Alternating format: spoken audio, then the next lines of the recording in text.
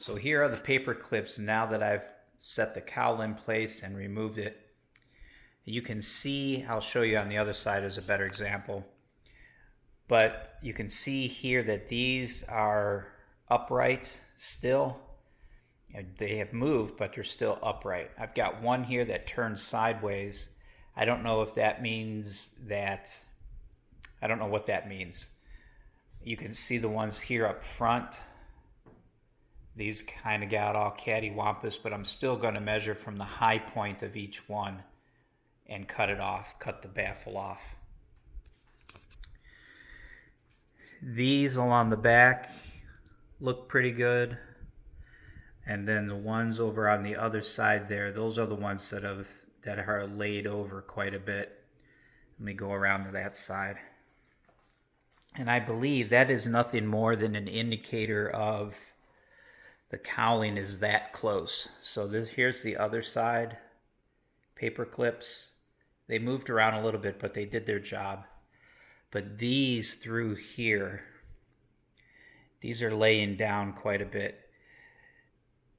And like I said, I think that's just an indicator of two things: that the cowling was pretty tight in this area in relation to the baffles, or while putting the baffles in place, putting the cowling in place, it just kind of moved around and drug them over. But again, the high point of each one should be where the cowling was touching. So I'm going to leave these like they are. I'm going to mark from the high point of each one down. I'm going to do 3/8 of an inch instead of half. And then I'll do this again. After I get all the baffles trimmed, I'll reposition all the paper clips, put the cowling on again, and see how they look. It'll be interesting to see if this does the same thing through here. So that's that. Let me pull these, or let me make these marks, and then I'll cut the baffles down and I'll come back. And I will talk about these side baffles and this. You've got the back part of the side baffle, and then you've got this front part of the side baffle. And I'll talk about I'll talk about getting those shaped here in a minute. But let me take care of these clips, and I'll talk to you guys later.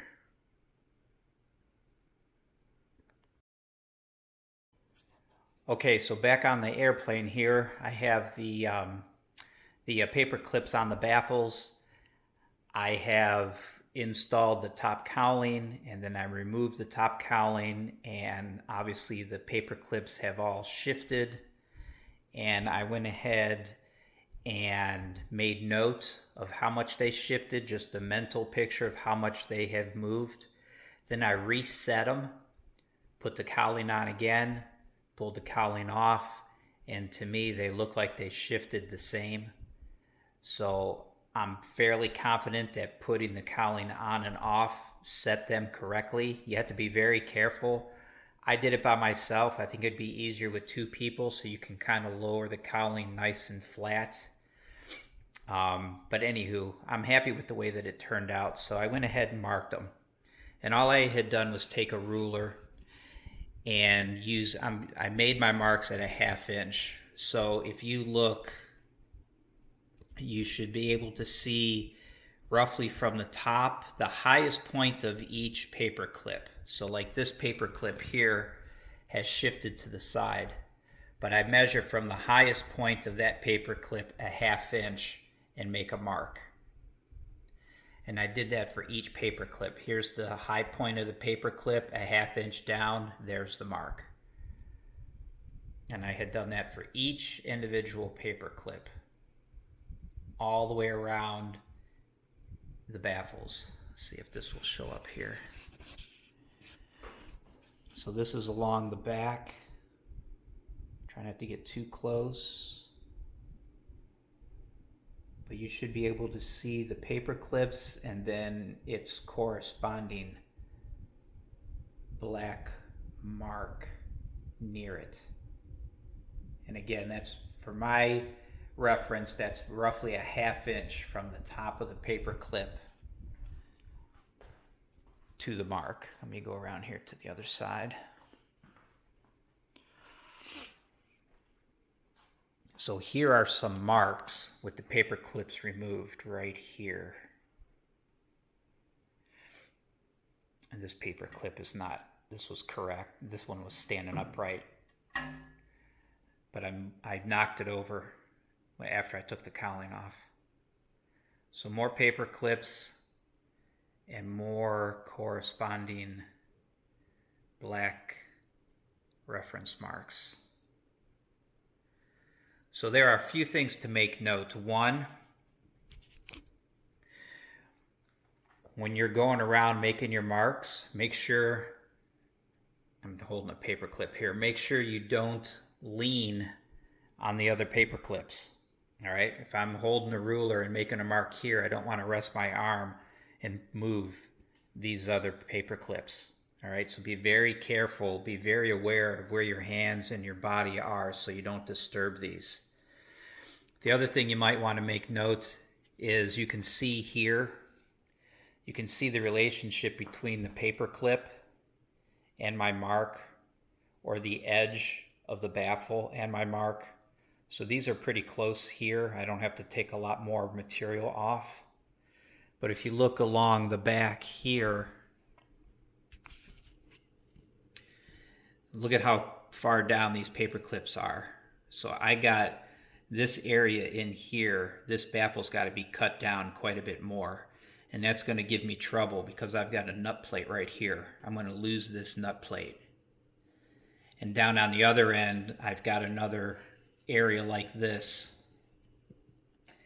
with 3 dimpled holes that are going to be riveted. And this top rivet down on the other side, I'm going to lose it. It's actually, I don't know if this will focus, but it's actually that one right there. That top rivet is going to be lost. And it looks like I'm going to lose this nut plate, and I'll have to see what's going to happen here at this attach point. But I'm not there yet. I just marked everything. I'm going to take the baffles off, and then I'm going to connect all of these dots. And I'm going to do some initial trimming. However, once I get all of these dots connected, all of these black dots that I've just measured out, that's roughly a 1/2 inch from the top of the paper clip down. So I'm not going to trim at that line. I'm actually going to trim like 1/8 of an inch higher than that. Because I want, originally I was going to do a 1/2 inch gap between the cowling and the baffle, but now I think I'll do a 3/8, which is the minimum that Vans recommends. And then I'll just have to see what happens. Here's that dimple I was just talking about. We'll just have to see how it comes out at 3/8 of an inch. The good news is, with the baffles in place and the top cowling in place, you can look through the inlets and you can see quite a bit of this baffle here. If you look through this inlet, you can see quite a bit of this baffle. And then if you open up the oil door, the oil dipstick door that's on the top cowling in this area here, you can see this whole back baffle pretty much all the way to the other side. So I'm going to mark these marks. I'm going to connect the dots. I'm going to cut 1/8 of an inch higher than that. So that will give me roughly a 3/8 of an inch gap. And I'm going to put the cowlings back on.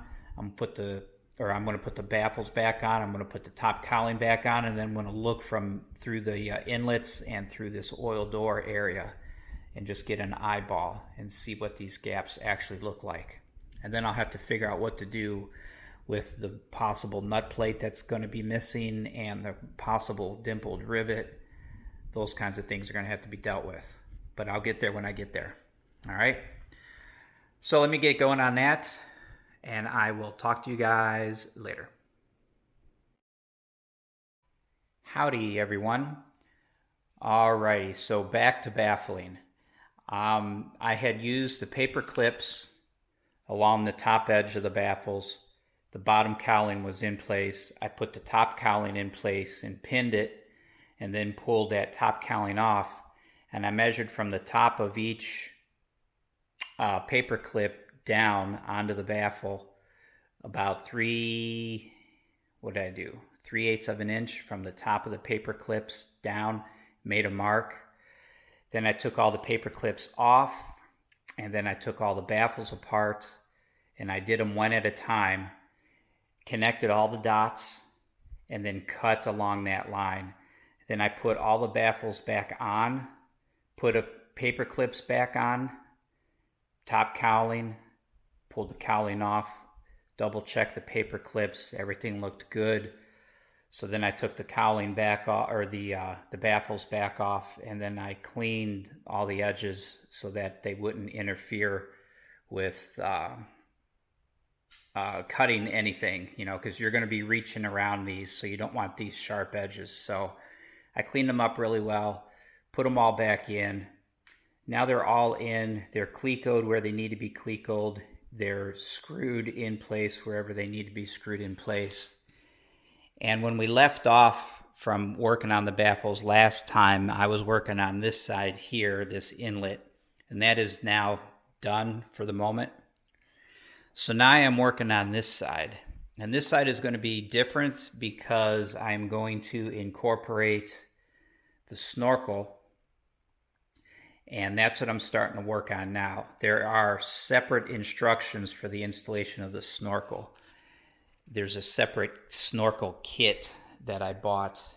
Comes with a filter, comes with a bag of parts and hardware, and it comes with written instructions. And there are also some black and white photographs, and there are a couple of hand sketches as well. So now I have to start incorporating this so that I can get that installed.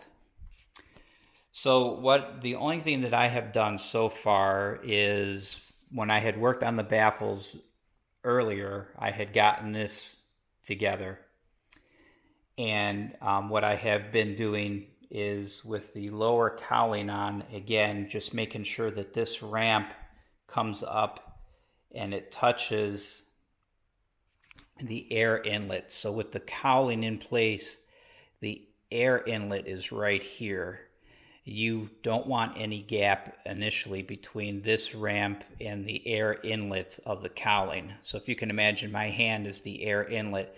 You don't want the air inlet, you don't want this ramp being lower than the air inlet. You want it to be just about touching when you have the cowling in place. That's roughly the angle that this needs to be in this orientation when you start to fit the Snorkel to it. So now that I've got that done, I'm going to go ahead and start fitting the Snorkel to the engine and to this front ramp. So the first thing that the instructions have you do is make a plug. They say to use a 2 3/8 inch plug. I had an 1.5-inch hole saw, and that made the 1.5-inch hole saw was OD. So this inside diameter was a little bit small. So I put a layer of electrical tape, and you can see that it's stepped. I've got a little bit of electrical tape on this edge, and I've got a lot more out here. And you can see how that is stepped.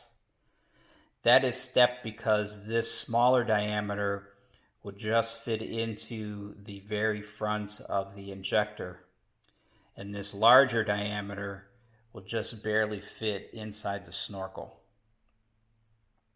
So that should hold this area roughly concentric to the smaller area of the inlet. So with this in place, this kind of joins, or at least aligns, the Snorkel to the inlet. I can start rotating this about this axis,